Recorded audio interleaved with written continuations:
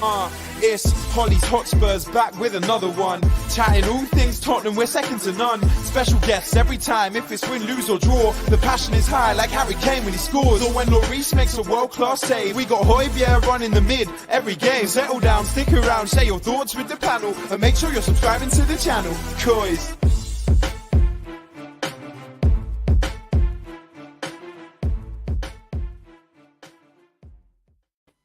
Hello and welcome to another Hollie's Hotspurs Live, where tonight we get to dissect a 2-2 draw at Stamford Bridge against Chelsea. And I'm telling you right now, it feels bloody lovely. And with me tonight to dissect everything that went on, and we have quite a bit to talk about tonight, I am joined by three lovely guests. First of all, I want to mention this man, Paul. He's come on the channel tonight. It feels so surreal to have you on, so I feel honoured, Paul. How are you this evening? Go on. I'm good. I'll tell you what. I love your theme tune, Hollie. I mean, that really is good, isn't it? Down there. I'll tell you what, that's not bad.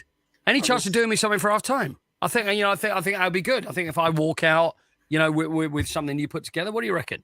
Are you expensive? For you, the amount of times I've heard you say up the Spurs, you can have it for free. Let's do it. I'm already making deals already. I've been on three seconds. I'm already making deals for myself. That's what it's about. We're Tottenham fans. That's what it's about. Oh, I love that. But no, welcome. It's so lovely to have you on, Paul. No, Also, thanks for asking me. We've got Formz. Formz, how are you decide? I'm good. That's it. That's no more. I usually waffle on, but I'm just going to tell you I'm good and we can get started. I love it. And also with me, no, he's not in the same room, I don't think. I'm also joined by Jay.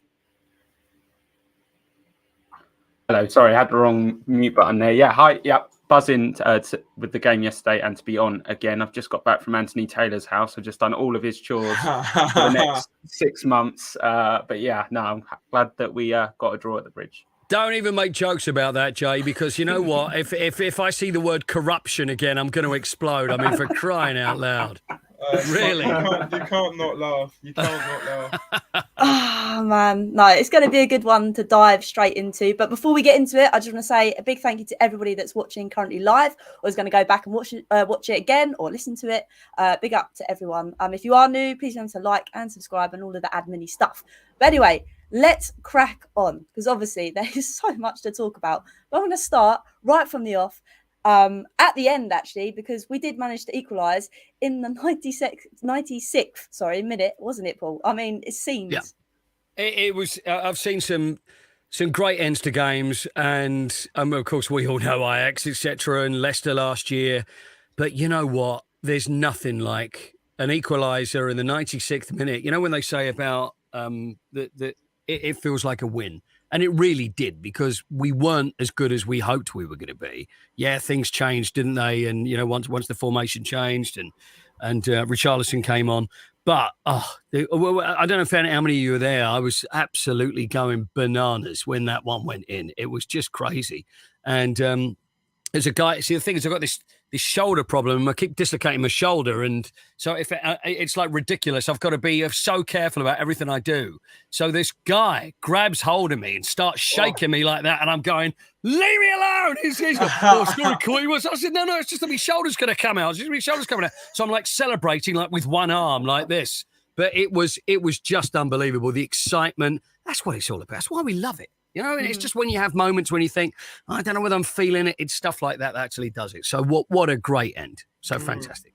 100%. And to get it, obviously the way we did with a corner, Formz. I mean, there's so many times I'm thinking to myself, we need to start making good use of these set pieces. And Formz, it happened, didn't it? It did. And funnily enough, I was watching it yesterday at home with my sister and a couple of mates, and as we got corner after corner after corner, we're thinking, when are we gonna actually score from one of these? And then when Romero didn't get sent off, my sister went, someone wants us to score, because otherwise he would have been sent away. She went, someone wants us to score. And 2 seconds later, it's in the back of the net. So it was a great feeling. That was the referee we're talking about, Formz. Is that what we're saying? Is what? It was that the ref that wanted us to score. Oh yeah. I imagine it was. By the way, that was a joke. I just want to. Of course. It was one of them. And look, I was speaking about it with a few people yesterday, and if we were to come back, if we were to play like we did yesterday against a Brighton or a Palace, no disrespect to them, and we scored in the last minute to equalize and share the point, it would have been like, okay, cool, yay, we managed to like get a point. But the fact that it happened against Chelsea was even better.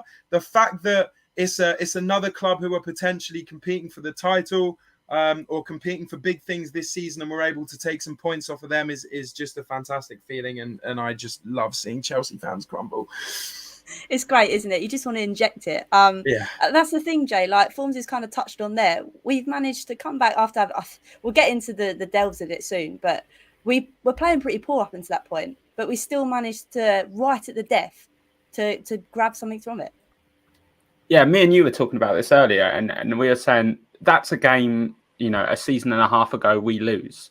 The minute Chelsea scored the first goal, when we were watching it yesterday, you said if we don't get the first goal, we could be in trouble here. But that's because that's what we're used to, and it's not been long enough yet that it's drummed out of our system that we can come back and we can do these things against these big clubs. Because obviously Chelsea have been a bogey club for us since forever.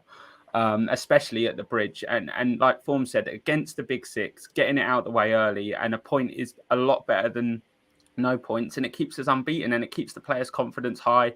I think it's very different to if we were 2-1 up and we drew 2-2, we'd be super disappointed with it, and maybe morale would have gone down a little bit. But because we were 2-1 down and we got it back to 2-2, it feels like a victory, which is huge, especially against an opponent like Chelsea. And with how fiery that game was, it just tops it off. It just topped it off. You know what? The thing is, we scored late, and this is what great sides do. Even when you're playing bad, you get a point away from home, you do something, and it just shows how they kept at it. I mean, that change did make a huge amount of difference, didn't it?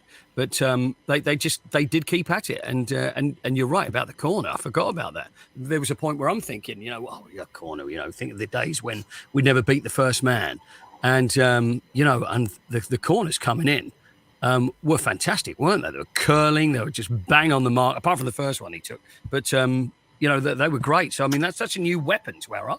I don't want to use weapon to our arsenal. That's probably a bad choice of words. But you know what I'm saying.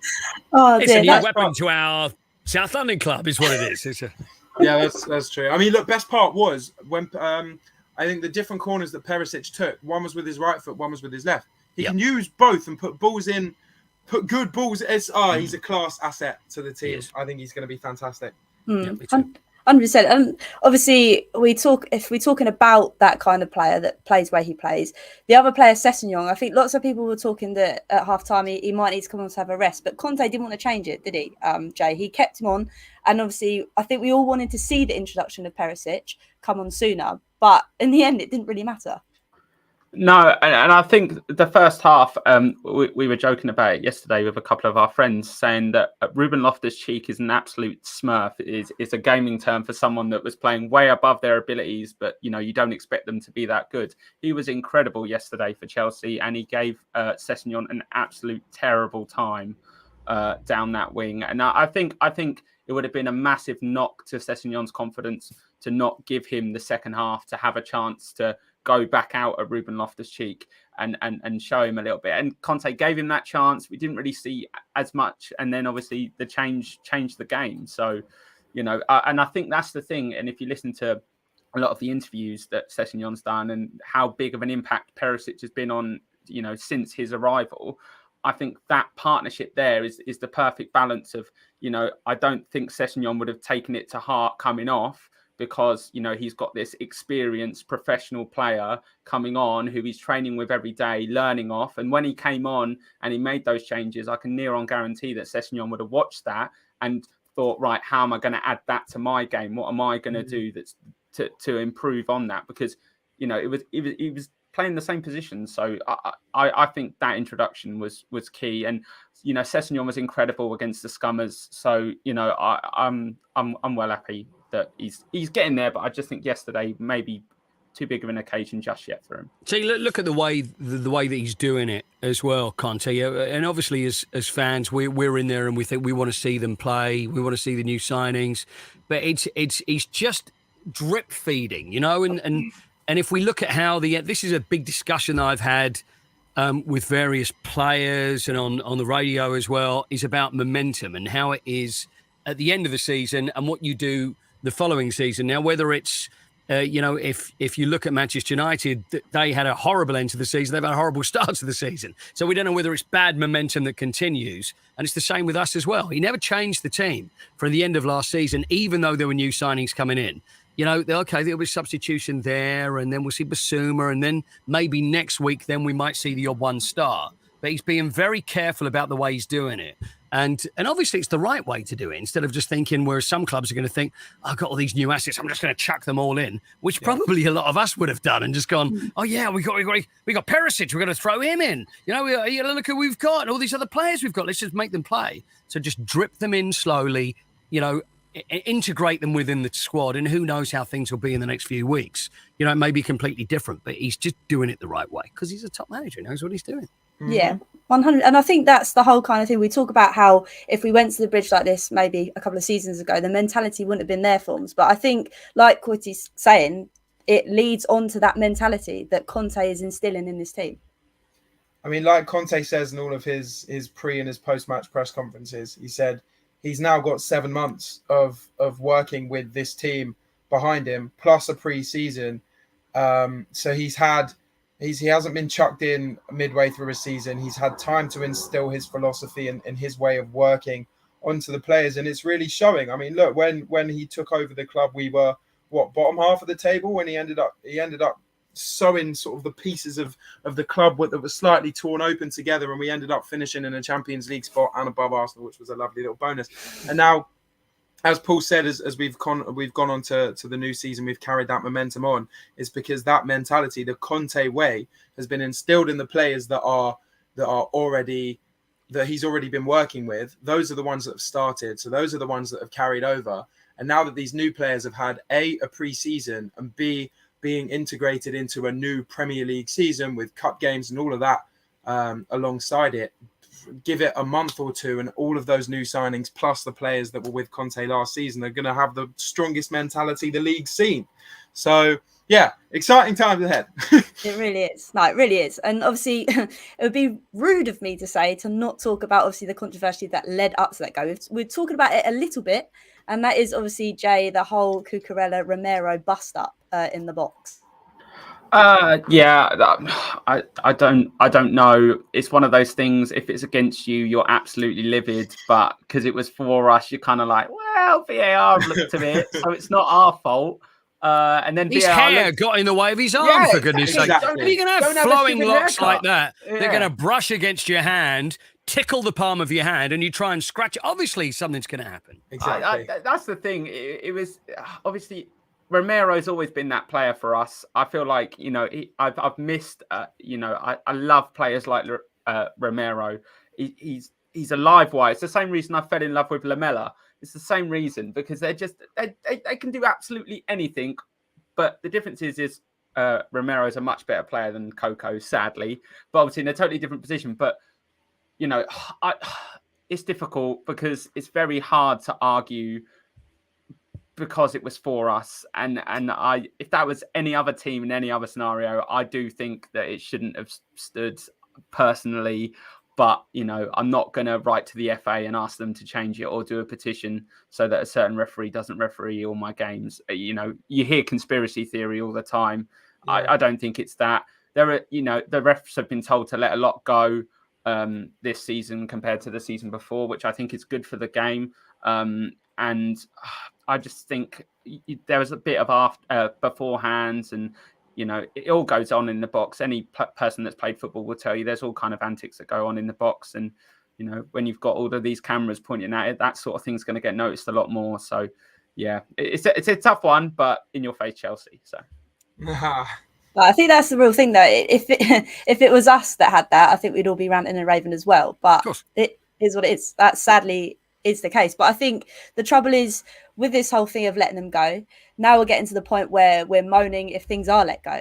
We're in a vicious cycle. I think we all screamed out for refs to let the game flow more, and now we're finding that we're moaning when things are left. And I think it's just going to be a vicious circle. It's going to go round and round and round. But obviously football.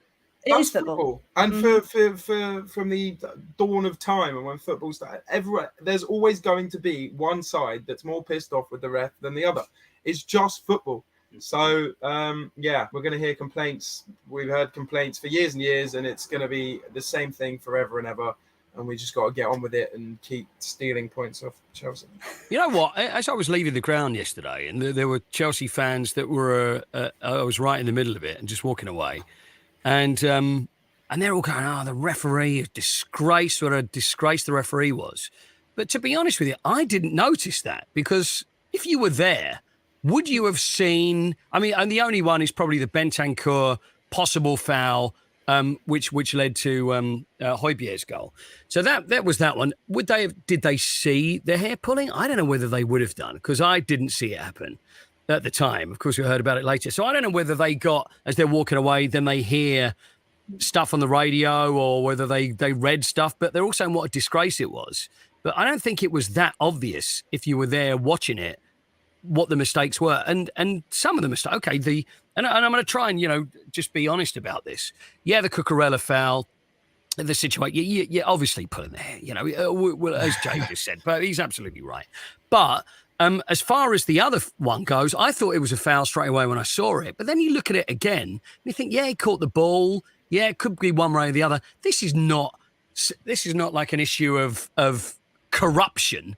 This is a decision that could have gone one way or the other. It wasn't even that obvious. So to actually call that up and say that was a disgrace, because then, of course, the goal wasn't until about 45 seconds after that anyway. So it wasn't like it led directly to a goal. So, I understand the fact that they're going to start shouting and getting upset about it, because if you're at the end of those decisions, you would as well. And especially when you've had a last minute. This is me being understanding of Chelsea fans. What is going on? So, but you know what I mean? So this is why they're getting so upset about it. But there's no corruption. It's just nonsense. If there's a bad decision that's made, but there weren't glaring, horrendous, game-changing, I'll never have him referee my game errors again, were there? No.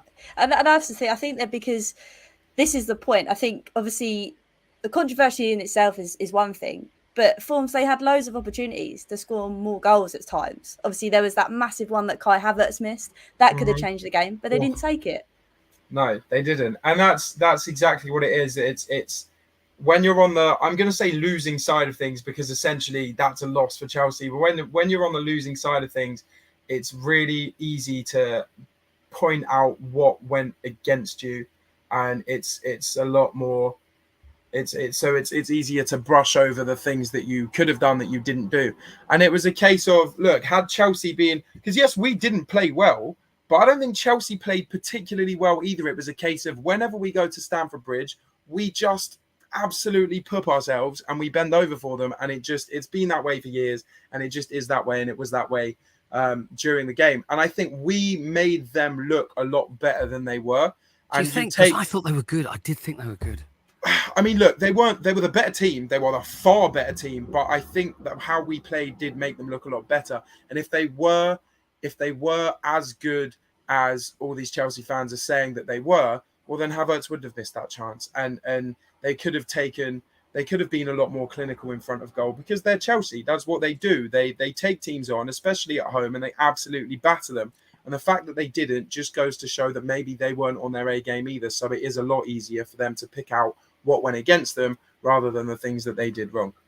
I think the thing is, though, with that was I agree with Paul that I thought Chelsea were incredible yesterday, to be perfectly honest. And I hate to say that because I've got a lot of family that are Chelsea, but and then they'll probably. Why do you not get on with the family then, Jay? Is that the problem? all of my family's from London. Family I've got West Ham, Arsenal, Palace, Chelsea, a lot in my family. So it's Boxing Day is a fun day, I tell you that. When all the it's proper Boxing Day, isn't it? Yeah, always exactly. On one. Yeah. But the thing is, I thought Chelsea played us off the park in the first half.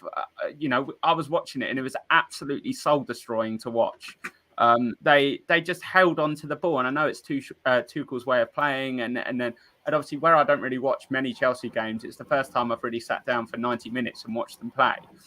And they made us look so frantic, and it just didn't, for that first half especially, it just didn't look like the Spurs teams that we'd watched previously under Conte. It looked so frantic. It looked all over the place. It looked like we were chasing runners. We were just everywhere. And I totally understand why Chelsea fans feel hard done by with a 2-2 draw, but it is right though. They didn't take their chances. You can play all the nice football in the world, but if you don't score goals, you're not going to win games. Sorry to sound like Michael Owen, but it's just one of those things.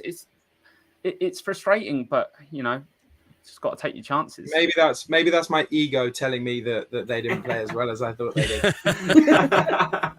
No, but I think you're both kind of right in that kind of sense, because when I was watching it, obviously you had Mount and Højbjerg having to deal with Mount dropping in, so there's 3 basically against 2, and I think Højbjerg and Bentancur were swamped out for most of it.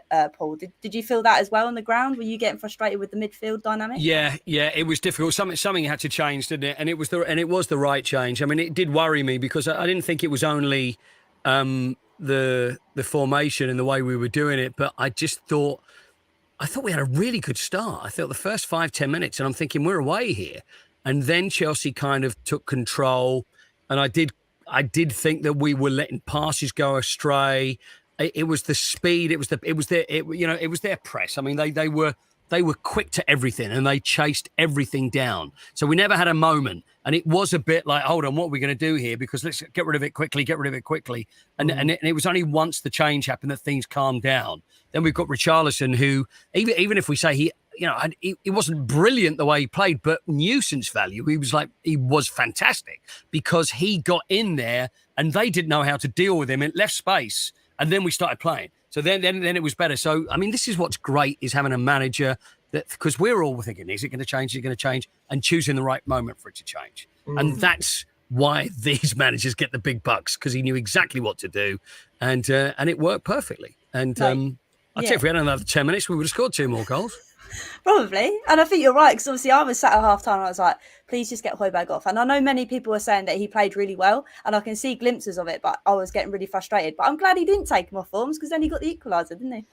He did, and that was a lovely little finish. It was one of the, again, it's obviously after the game and no one was there to see it other than the people that I was speaking to, so it's probably going to sound like I'm lying, but I'm not. Before the game, me and whoever I watched the game with, I'm like, okay, who's going to score today? And we always throw the most rogue players out. I went, Højbjerg scoring today. Højbjerg's getting a goal today. And then he did, and everyone looked at me like, how did you know? And I just knew. It's because I say it every single week. Every single week. You wouldn't believe. But we were all kind of complaining about Højbjerg in the first half, and how it just wasn't. I barely saw him that first half, and we were all kind of throwing you should get him off, bring Basuma on, blah blah blah blah. He made a couple of decent blocks, maybe 1 or 2, and it was like, okay, well, maybe you keep him on the pitch. But then he scored, and we all just shut up. And we're like, okay, cool. He's made up for the first half, and now he's got the goal, and he's contributed to the game in a really big way. Now let's take him off. And it's one of them where Højbjerg, I think, is fantastic, and when he's on his day, he's a proper general in that midfield. Yesterday just wasn't it, and it feels weird to say because obviously he scored a very important goal, but I don't really know what else to say other than keep banging them in, please, Pierre. That would be great. But backtracking a little bit, obviously the first goal, we talk about set pieces, Jay. We conceded from a set piece as well, and I'm not going to discredit Koulibaly's goal because it was a very nice finish, but he could have been marked better, shall we say. I think Karen Carney summed it up quite well in the punditry yesterday. Zonal marking, the problem was that was no one's responsibility because that was the zones that we'd set up. Sonny was there, and to everyone watching, it looks like Sonny should do more. But, you were saying yesterday, we've got a set piece coach now. So if Sonny's been told to stand there and to block the runners, the 2 centre-backs that were running in to meet the ball at about the penalty spot area, if Sonny's been told to do that and that's where he needs to be, then that's what happened. And you can't take anything away from the finish. If I want to be a bratty Spurs fan, I'll say Sterling maybe was in the way of Lloris, but I think he was onside anyway, so it doesn't matter. But it was a frustrating way to concede, and it was just like when it went in, it was just that feeling of here we go again. But then because we're kind of doing this podcast in reverse, then obviously towards the end of it, it was like this is exactly the feeling that as a Spurs fan I've never had. In that, okay, we've had Ajax, we've had all of these, but they were strokes of luck. They were God's work. Whereas this seems like no matter what time it is in the game. If Antonio Conte is our manager and he's got the players he wants on the bench and the players he wants on the pitch, I have no doubt that he will do everything possible to get the result. And it's much more likely now. It just is. No, you're right. And I think we've kind of touched on that already. I know we've done it backwards, but like it's a sense that we had that knock from another set piece, but we didn't stop. And what Jay's trying to say, Paul, I think, is that obviously we've spoken about the Conte mentality, but the fact that he's got some fight on the sideline, which we saw between him and Tuchel, is kind of positively going into the team. Oh, I love it. I love it. I think everybody loved it. Anybody that's going, oh, it's not good for the game. I mean, it's just nonsense because everybody loves to see a little bit of argy-bargy. You know, it was nothing serious. It wasn't violent. It didn't incite anything. But what it shows, and I'm going to say it for Tuchel as well, it's two managers that show incredible passion. I never liked a manager that sits on the side and whenever a goal goes in, just sitting, because I think, well, why are you not excited by that? Why do you not feel the way that we feel? And Mike, he feels it in bucket loads, doesn't he? I mean, he was going bananas as most of us was. And it was almost like they were goading each other on without actually doing it purposely. It was, and then the handshake, which was just a little bit too long, wasn't it? And he's going to shake hand. And then Tuchel has said, well, you didn't look me in the eye. When do you ever see managers look each other in the eye when they shake hands ever? It's just like that. And then it's to move away. And then it was just one of those. And it was like, hold on a little bit longer. Then they reacted. But the thing is, I think they both already got a yellow card. And I know Tuchel had. So what was amazing is it's funny enough to see managers get red cards, but to actually get a second yellow, I don't think did he actually do a yellow? And did he? This is what he should have done. It was a straight red. Was it a straight red? Yeah, it was straight red. What do you think? I mean, what was that straight red for? For holding his hand too long and looking at him funny? It's one of them where, you know, when the referee might not see it, but all of a sudden you see two sets of players running up to each other, and there's a big and it's one of them. And I think once the referee everyone kind of splits a bit and it calms down a teeny little bit, and the ref knows exactly who the two culprits were, without taking any bullshit, without like going, okay, let's try and calm it down even more. It's just you two get away, leave. Can you imagine VAR and he's saying, who are the two culprits? And they're going, guess who do you think the bloody culprits were? Just have a look. There's the two in the middle. It's the tall guy and the other guy. And it was, that's what I mean. It was, but seriously, I love it. I just think there was a point last season when he was unhappy and he wore his heart on his sleeve then, and people were going, well, he shouldn't be talking that way. You know, he shouldn't be saying, I don't know whether I'm going to. The thing is, what we're seeing, and maybe the fact is we're just not used to seeing it, is honesty. It's a manager that's being honest. Mm-hmm. He says what he feels, he reacts to it, and he's a human being. Yeah, he's maybe more so than other people would be, but I love that. And I think you know, you look at other managers, and we don't like Jurgen Klopp. Of course we don't, because he's successful and we think he's a bit cocky, but he loves his team and he will do anything to defend them. And if you're a Liverpool fan, you'd feel the same way. And I'm sure people feel the same way about Conte with us, because it's like, that's the sort of guy you'd love to have as your manager, because he's so behind you and he's just like you are as well. And he feels it in his heart. And that's what the game's all about, anyway. I saw a really funny tweet earlier, and it was a picture of Tuchel and Conte like going at it, and the caption was, "Pep and Klopp would have kissed each other." yeah. There you go. So I like the fact that we've now got one of those Premier League rivalries. You look at Wenger and Mourinho, or Wenger and Ferguson, or Wenger and anybody. I like it. We needed it from the manager side, because at the end of the day, they're football fans first. And that is them showing it there and then in front of us. I did a thing for American radio earlier today with Rodney Marsh, and he was saying, it was him and Tommy Smith, who's the co-presenter on there as well. They were doing it together, and he was saying, well, you know, it's this millionaires, you know, that go to public schools that are just act. And I said, no, it's real. It is real. I think Rodney agreed that it was real, because it was pure passion. There was nothing fake about it. There was nothing like, oh, well, that's not real. It totally was real. And I think everybody loved it. And I think the real funny thing as well today was obviously what Conte put on Instagram and then took it down straight away. Oh, did he take it down? Yeah, So he took it down funny. straight away. But it just So I love him, man, and I think we all love him as well. But like Ian says, you can't kind of fake that. It's passion. It's come right from the heart because he wants to obviously do his right by Tottenham, and he did. So the only sad thing is obviously that I think it's gone through now that the FA are keeping the red cards, and they've got till Thursday to come up with their kind of plea or something. But Apparently, Jay, I managed the team against Wolves. By the way, I don't know I whether like you know it. that. This is what I've heard. Bring it on. Is that I'll be in charge of the team against Wolves if he's not. So, and I'm not taking instructions either. Can I start up top? Yeah, you can. You start up top, Formz. You do my jingle and you. Better than start Ryan wherever you Mason want. letting Harry Winks start because he's his mate. You know that's going to happen, didn't you, against Oh, Wolves? Jay, come on. Don't start all that. Oh, you're both muted. Oh, He's there already you said that to warm me up. That's why. So I thought it was an embarrassed silence, one of those uncomfortable silences then for a second. go. Yeah, I was like, someone yeah. please say something. yeah, I know. My bad. Not very good with tech at the moment. But no, like I said, it was a great game.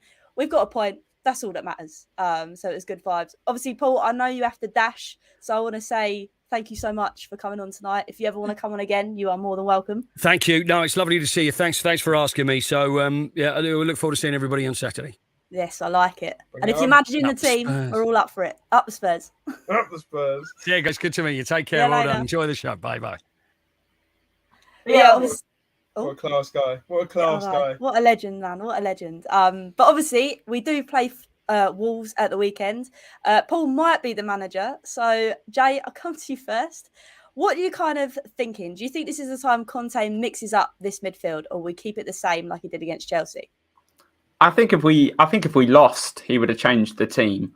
I'd be intrigued to see what he does after a draw because I feel like he's such a if it ain't broke, don't fix it manager, and I really appreciate that because I think it gives so much motivation to the players on the field to perform, but then also gives the added motivation to the players on the bench that the minute that a result doesn't go their way, you know, you're going to have to be at the top of your game to get into that team. So I'm intrigued to see what he's going to do with a draw because I don't know whether he's going to change it. I mean, the only sub maybe would be Basuma going into the middle. Again, Højbjerg, I don't see where, you know, I think I use the Foot Mob app to get all my scores and they gave man of the match to Højbjerg and I was like, I don't know about that. And we were calling for the sub like everyone else was before the goal. So did the goal mask over the fact that, you know, because obviously Bentancur went off, which is, in my opinion, the wrong sub. But obviously that's why we're on this podcast and we talk about our opinions on Twitter and we don't get paid loads of money to coach a football team because Conte showed us why. But, you know, I think the Wolves game is going to be, again, it needs to be, you know, how it is with Southampton. In the sense of these are teams that we need to be beating and beating convincingly. You know, they've had a poor start to the season, lost to Leeds, drew 0-0 with Fulham. But then it's also Spurs. You know, it's still in my system that I just can't go, oh, we're going to win every game. But I do think we will. It is at home as well, which obviously is massive. Yeah. It's a game we need to win. If we want to be this club, it'd be a waste to take 2 points off Chelsea to then throw 3 points away against Wolves. That's the thing. And that's what we need to change about how we progress through this season. If we want to cement top four, maybe push on a little bit further, and then obviously win in other competitions is by just killing games off, we should. Yeah, no, I think you're right. Like you said, it would be a wasted opportunity to obviously gain a point from Chelsea and then throw it away to Wolves. Now, like Jay's noted, Formz, Wolves hasn't had the best of starts. So you're thinking to yourself, okay, not it's going to be an easy ride, but we should be able to go and get it done. Yeah, I mean, it's one of them things where I think Conte's mentality implemented into the squad is now, regardless of whether you are playing Manchester City at the Etihad or you're playing Boreham Wood non-league in the FA Cup third round, you cannot for a single second on that pitch be complacent. So I think that's what we're going to do going into this game. Look, we're at home. We've obviously got a clear advantage in the fact that we've got 60,000 fans screaming for us and We just feels like we're such good vibes right now. The thing is, Conte said whilst we were in the peak of our transfer window, when we were signing all these players and all these journalists were asking him questions about, who's going to be a backup for this, who's going to be a backup, and he made it very clear there are 0 backups in my squad. I want all my players to be of a similar quality, so I can put one here, one out, one here. There's no backups.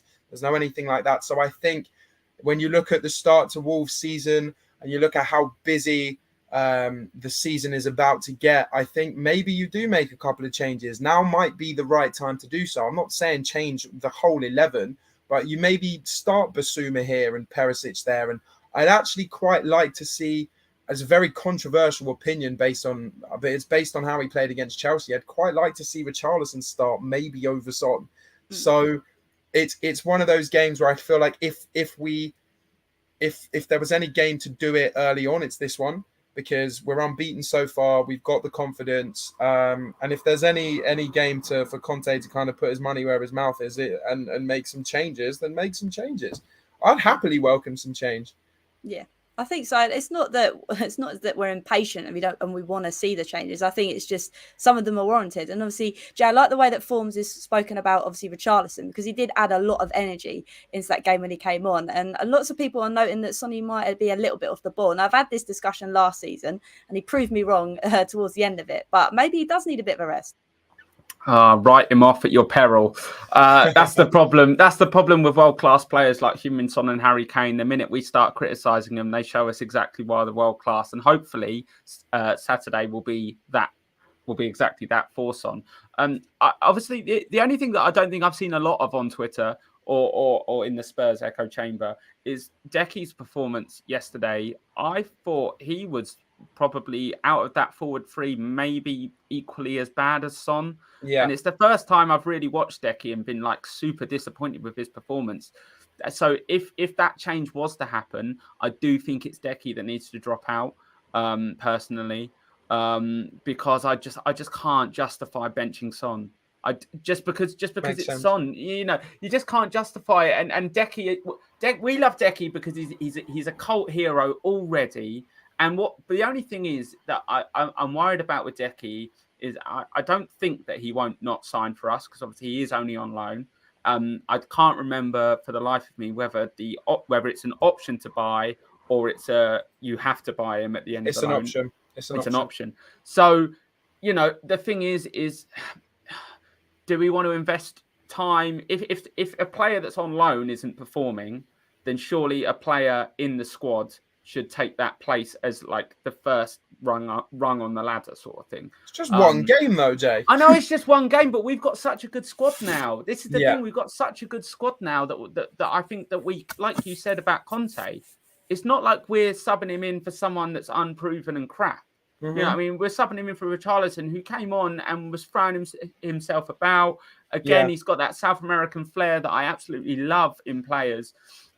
Maybe get him on the shirt next year. But so close to getting him as well. I know. But it's just we've got a problem that we've never had before. We've got so many good players, we can't justify benching any of them. But then we also want all of our players on the bench to play, but they're also of similar abilities. So it's like, it's a problem we've never had. And it's a problem I would have every single day. And I would debate I love having the debates on Twitter and seeing everyone saying, oh, this is this and this is this, because we can finally have those discussions that Manchester City, Liverpool, all of the big four, I would say, I know we finished fourth, but the big four can have, and it's brilliant. And it's such a good thing that we can even have this discussion on a podcast and talk about bringing on players like that. The thing is, though, like when you mention obviously the light of dropping Decky for Richarlison, I don't want to sound this out there too much, but obviously I feel like when they come on from the bench, they both have that kind of impact. So if you took Kulu off and on the bench and put Richie to start, then you swap them, I feel like they'd have the same kind of impact. Obviously, we know they're two kind of different players, but they've got that initial impact that I feel it wouldn't matter. Whereas, like Jay, I don't know if you can drop Sonny. And I learned that lesson last season. So I don't know. It's like Jay said, it's a very tricky headache to have, but we're not paid to have that headache, so it doesn't really matter. Yeah. But another person that people are obviously talking about now, lots of people are saying, "Oh, why wasn't Spence involved at the weekend?" And I think it was because there was too many options in that position to have him on. So Formz, it's a way one out there. Obviously, we're talking about changing the side up. Would you let him have a run out against Wolves, or again, do you think Conte will think it's too soon to play him in? I think the way that Conte speaks about Spence is too soon. Do we know if Doherty's 100% fit? I don't know. Because if he is, bring him in. I think, look, you can't. I think every Spurs fan can agree. From when he signed to now, Emerson is a different player. He's greatly improved. I'm not saying he's world class because he's nowhere bloody near it. And I think of the three right wing backs we've got, Emerson is probably the most dispensable. However, he's not doing a job. Like if you're gonna slot someone in to a position where, let's say, Doherty was injured for the first game or not fit enough to play, and Spence is a young new signing come from the Championship, then yeah, Emerson is a decent option, especially if he's the only one. But I think if Emerson was to be dropped and Doherty's fully fit and ready to play, you bring Doherty in over Spence, purely because before he got injured, he really started to find his feet. He's apparently, from what I hear, he's a fantastic character in the dressing room. He's got great synergy with all of the players, especially, and he's playing against a team that he's kind of comfortable playing around. I know it's been a couple of years since he played for them, but mentally, I guess that kind of has a decent effect. So yeah, without waffling too much more, if Emerson was to be dropped, which I think in a game like this, you can take those risks, I guess, if it's a risk, or you can make those changes, I'd bring Doherty on rather than Spence, purely because I think if Spence is going to be integrated into a Conte team that requires pure physicality, I think you bring him in maybe for the last 10-15 minutes for a couple of Premier League games and give him a run in for the early Carabao Cup, FA Cup games, and that's how we integrate. We've got 3 players in that position. We can't be guaranteeing starts to all of those players. So I think somebody like Spence, who hasn't played Premier League football before, needs to be integrated slowly. So the fans just need patience, I guess. No, I think you're spot on there. Like you said, it might be too much too soon. And having a few cameos in cup competition, because we're going to be in lots of competitions this season. Obviously, we've got the Champions League as well, so there's going to be a lot of game time for lots of these players. Now I did it last week and it seemed to work because it worked well for us. Oh, he's got his badge. It worked well for us, obviously, last week when I did score predictions. So Jay, let's go for it. What's your score prediction? I think 3-1 Spurs. Positive. Do we keep a clean sheet? I don't think so. Wolves have maybe got a bit of a point to prove after their poor start to the season. And I know one of our friends, Jade, will definitely be egging them on to score against us. So I reckon they'll get one. But yeah, I hope we win.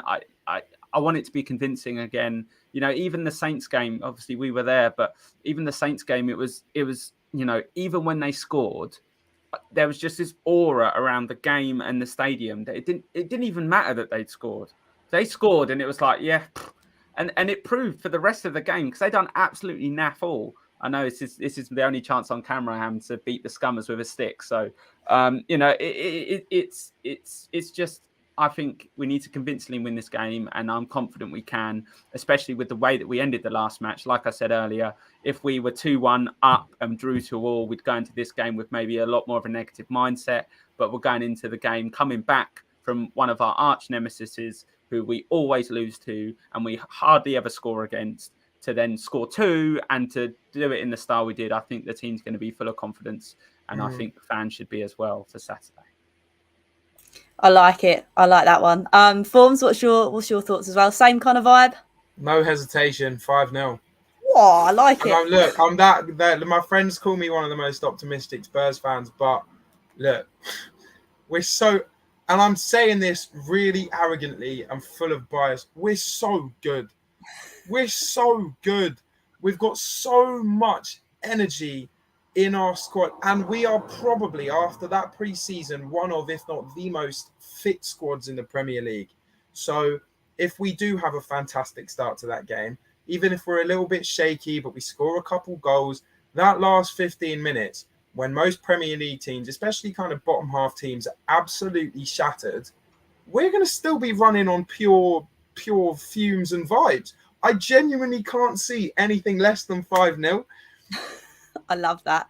I hope you're right, because that would be good. I would very much enjoy that. I think we all would, to be fair. But no, I think you're right. I think you're both right. We need to just get the job done. I think Graham Roberts a couple of weeks ago said these are the teams we just need to brush aside. And that's what we need to do at the weekend. So to do it in 5-0 fashion, I'm down for that. I think it's going to be a slightly lower score in a sense that I think it'll be maybe 4-1. I know Dan said 4-1. Slightly lower score. Slightly lower. I mean, it's not as low as Jay's, but it's slightly lower. But no, I don't think we're going to keep a clean sheet, sadly. I just don't think we've quite knacked that just yet. But we're going to score loads of goals. So that will be vibes. I just want to say quickly before we move on, I want to say, obviously, I didn't get it up when it all came up at the right time. So if you're still here, Roger, thank you very much for your super chat. I will get better at integrating this in when you send them. And thank you to Bobby Kate as well for your super chat. So if I missed you earlier, I'm very sorry, but I made sure I start them. But yes, obviously, game of the weekend should be vibes. I mean, Mr. Weaver, Jesus, he's gone for a 6-1. He's gone even Go higher. on, Weaver. Up the weave. We love it. What a geezer, Weaver the geezer.